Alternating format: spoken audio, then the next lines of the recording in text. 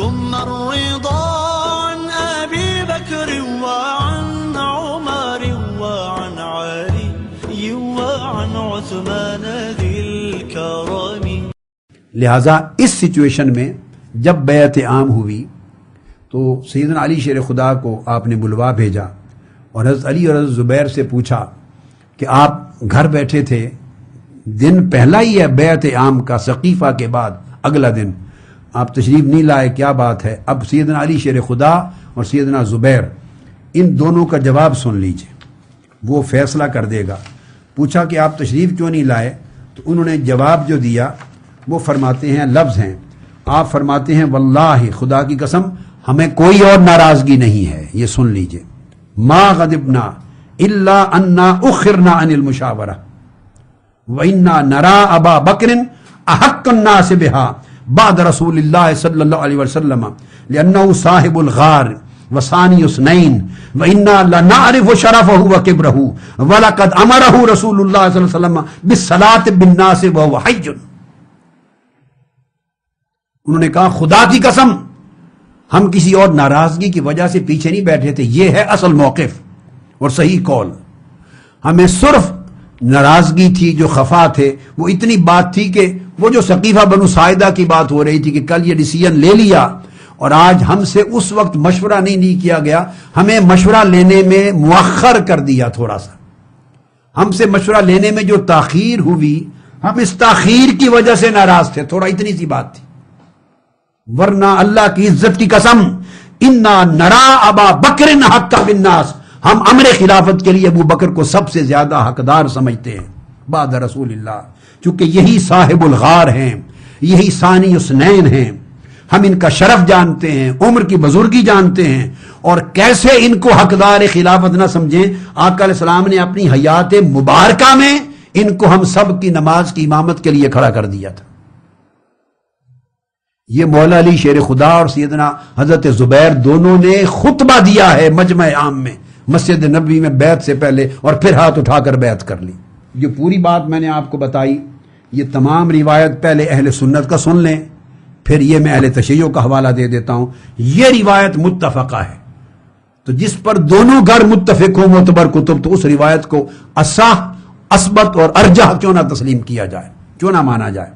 یہ جو پوری بات کہی، پھر آپ نے دوبارہ، یہ ایک روایت تھی، پھر ایک اور طریق سے روایت آتی ہے، اس کے الفاظ بھی یہ ہیں کہ آپ نے کہا سیدنا صدیق اکبر رضی اللہ تعالیٰ عنہ کے لوگوں یہ علی بھی آ گئے، تو آپ نے کہا قال ایھا الناس ھذا علی ابن ابی طالب، یہ علی ابن طالب، علی شیر خدا ہیں، فلا بیعت علی فیہ، جو بیعت مجھ سے ہو چکی اسے بیعت نہ سمجھنا. وہو بالخیار من امرہ، علی کو مکمل اختیار ہے، چاہے میری بیعت قبول کرے چاہے رد کر دے. الا وانتم بالخیار جمیعا فی بیعتکم ایایا، اور میں تم سب کو بھی اختیار دیتا ہوں، چاہو تو میری بیعت رد کر دو. کیونکہ انہوں نے کہا تھا ہماری ناراضگی صرف اس میں تھی کہ ہمیں ایک دن مؤخر کیا مشورہ میں، شروع میں شریک نہیں ہوئے، اتنی ناراضگی تھی. کاش ہم شروع میں مشورے میں شریک کیے جاتے. رہ گیا آپ کا استحقاق، آپ کی افضلیت، کہا ہم آپ کو سب سے بڑھ کر حقدار جانتے ہیں بیعت کے، یہ آپ کے شرف ہیں، آپ کے یہ مناقب ہیں. ناراضگی صرف یہ تھی کہ کاش ہم شروع سے شریک مشورہ ہوتے. اس پر یہ جو تاخیر ہوئی تو سیدنا صدیق اکبر رضی اللہ تعالیٰ عنہ نے اپنا اعتذار پیش کیا، اور وہ کہتے ہیں کہ مغازی میں محمد بن اسحاق روایت کرتے ہیں وقال فی اعتذار ابی بکر الی علی، معذرت پیش کی کہ وہ جو فوری ہنگامی سچویشن ہو گئی تھی، وقت نہیں تھا مشورے کا، ہم اس فتنہ کو ختم کرنے کے لیے اچانک جانا پڑ گیا. بس اتنی بات پر مولا علی شیر خدا نے جب پہنچے تو سیدنا صدیق اکبر نے دوبارہ اوپن کر دی بحث اور فرمایا لوگو سمجھو میری بیعت کوئی نہیں ہوئی، یہ علی اپنی بیعت مجھ سے کریں یا نہ کریں صاحب اختیار ہے. الا وانتم بالخیار جمیعا فی بیعتکم ایایا، اور تمہیں بھی دوبارہ اختیار دیتا ہوں، چاہو میری بیعت رد کر دو چاہے قبول کر لو. فإن رأیتم لہا غیری فانا اول من یبایع، اگر میرے علاوہ کسی اور کو حقدار جانو، سیدنا ابو بکر صدیق نے کہا سب سے پہلے اٹھ کر میں اس کی بیعت کر لوں گا. یہ ہے اصل قول.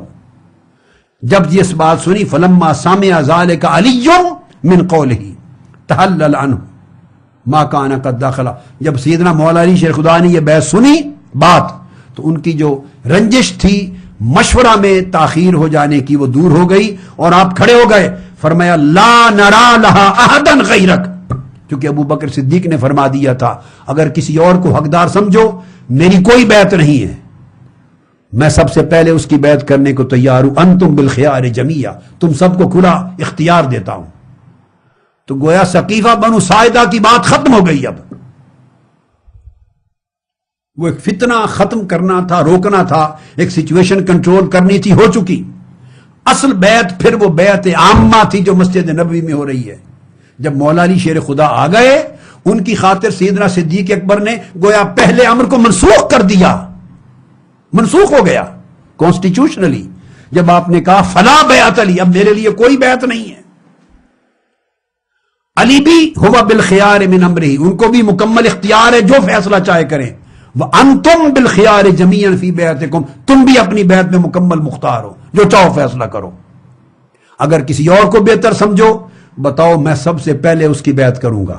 جب مولا علی شیر خدا نے یہ سنا تب آپ نے فرمایا لا نرا لہا احدا غیرک. اے ابو بکر صدیق 33,000 صحابہ موجود تھے کل بنو ہاشم. اے ابو بکر صدیق ہم اللہ کی قسم آپ کے سوا خلافت کا حقدار اس وقت کسی اور کو سمجھتے ہی نہیں.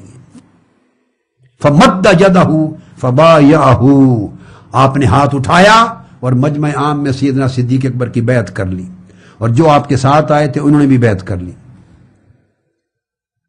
وقال جمیع الناس مثل ذلک، پھر تمام لوگ بولے نہیں امر خلافت ابو بکر کی طرف لوٹاتے ہیں، چونکہ آپ نے لوٹا دیا تھا عوام کی طرف پھر کہ دوبارہ فیصلہ کر لو جس کے حق میں کرنا چاہتے ہو. تو انہوں نے فرد الامر الی ابی بکر، انہوں نے امر کو پھر ابو بکر کی طرف لوٹا دیا اور کہا وہ خلیفۃ رسول اللہ وذالک لانہ استخلفہ علی الصلاۃ بعدہ، اور کیونکہ آقا علیہ السلام نے اپنے بعد ان کو نماز میں خلیفہ اور امام مقرر کیا تھا اور اپنے وصال تک وہی رہے، اس لیے وہی ہمارے خلیفہ ہوں گے. اب اس روایت کو حافظ ابن کثیر نے بھی روایت کیا ہے، سن لیجئے البدایہ والنہایہ میں. اور یہ امام حافظ ابن کثیر بیان کر کے یہاں تک لکھتے ہیں کہ وہ جو تاخیر ہوئی مشورہ کرنے کی ایک دن کی، اس پہ خاطب ابو بکر واعتذر الی الناس، سیدنا صدیق اکبر نے اس پر معذرت کی مولا علی شیر خدا سے بھی، حضرت زبیر سے بھی اور لوگوں سے بھی، اور ان کو سچویشن بتائی اور کہا واللہ ما کنت حریصا علی الامارۃ یوما ولا لیلۃ ولا سألتها فی سر ولا علانیۃ. خدا کی قسم اس امارت اور سلطنت کا نہ میں طالب تھا، نہ حریص تھا، نہ ایک دن کے لیے، نہ رات کے لیے، نہ چھپ کر، نہ ظاہر. حضور کے دین کے خلاف میں نے سد باب کیا کہ کہیں فتنہ نہ ہو جائے، پھوٹ نہ پڑ جائے، اس مجبوری میں جانا پڑا. اس لیے جو آپ کی مرضی فیصلہ کر لیں. اس پر قال علی و زبیر، حافظ ابن کثیر بیان کرتے ہیں پھر کہ حضرت علی اور زبیر اٹھے اور انہوں نے قسم کھا کے کہا کہ ہمارا غضب تھا ہی نہیں، ناراضگی تھا ہی نہیں، الا لأننا اخرنا عن المشورہ، صرف اتنی سی بات تھی کہ ایک دن ہم سے مشورہ میں تاخیر کیوں کر دی گئی. ولیکن انا نرا ابا بکر حق الناس بہا وانہ لصاحب الغار، وہ صاحب الغار. آگے پورا قول بیان کر کے حافظ ابن کثیر کہتے ہیں اسنادہ جید، یہ روایت پوری جید اسناد کے ساتھ ہے.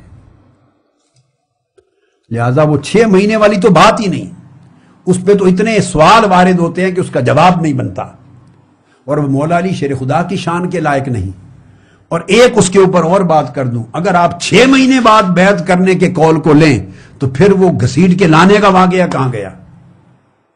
جو ابو بکر صدیق اور عمر فاروق 6 مہینے تک انہوں نے بیعت نہیں کی اور وہ تعرض نہیں کرتے، 6 مہینے تک اجازت دیتے ہیں بیعت نہیں کرنے کی اور کچھ خلل واقع نہیں ہوتا، انہیں کیا ضرورت ہے تلواروں سے بیعت لیں، گھسیٹ کے لے آئیں. یہ جبر و اکراہ اور ظلم کی ساری داستانیں ملیا میٹ ہو جاتی ہیں، زمین بوس ہو جاتی ہیں اس تصور کے تحت اگر 6 مہینے کے بعد بیعت ہوئی. اگر 6 مہینے کی مہلت دے سکتے ہیں تو پھر ظلم کس وجہ سے، پھر زیادتی کس وجہ سے؟ اس زیادتی کا جواز نہیں رہتا. اور میں نے یہ بات بھی کر دی کہ اس واقعہ میں تو پھر یہ ہے کہ حضرت فاطمہ الزہرا کے وصال کے بعد فوری بیعت کر لی، وہ مولا علی شیر خدا کے شایان شان نہیں. اس قول کے اندر بہت سارے سکم ہیں، اور سب سے اعلیٰ روایت یہ ہے، یہ میں نے آپ کو اہل سنت کی کتب اور امام بہقی نے بھی یہ روایت کیا، ابن کثیر تو بعد میں آئے ہیں، امام بہقی نے بھی یہ روایت کیا سنن الکبریٰ میں اور الاعتقاد میں۔